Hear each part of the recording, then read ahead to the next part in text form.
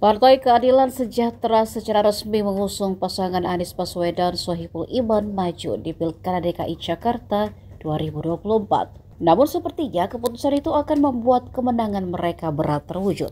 Pengamat politik Aljabar Strategik Afriki Kadiago menilai bahwa pasangan Anies dan Sohibul Iman tak menjamin kemenangan. Pasalnya suara pendukung dan PKS akan tinggi tapi tak akan meningkat.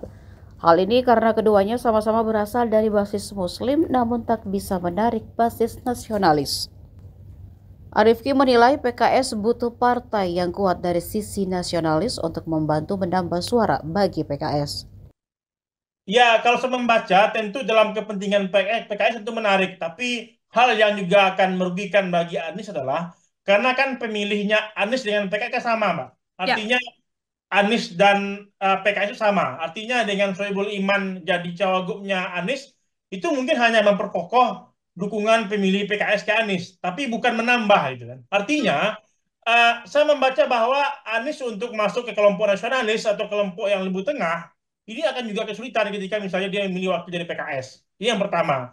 Yang kedua, kita juga harus membaca bahwa kekuatan politik yang tidak dimiliki oleh PKS adalah, maupun masalahnya adalah logistik.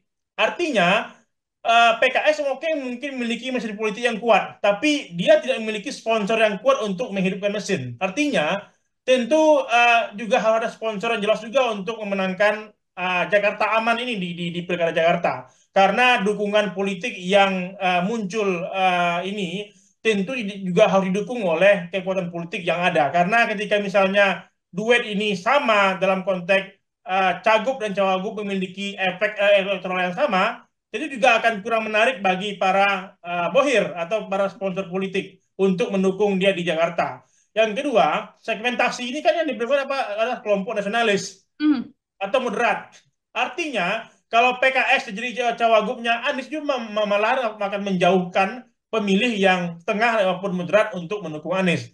Ketika misalnya ada kelompok atau figur yang juga solid, misalnya Ridwan Kamil atau Ahok, ini juga akan membahayakan bagi Anies meskipun Anies dianggap petahana.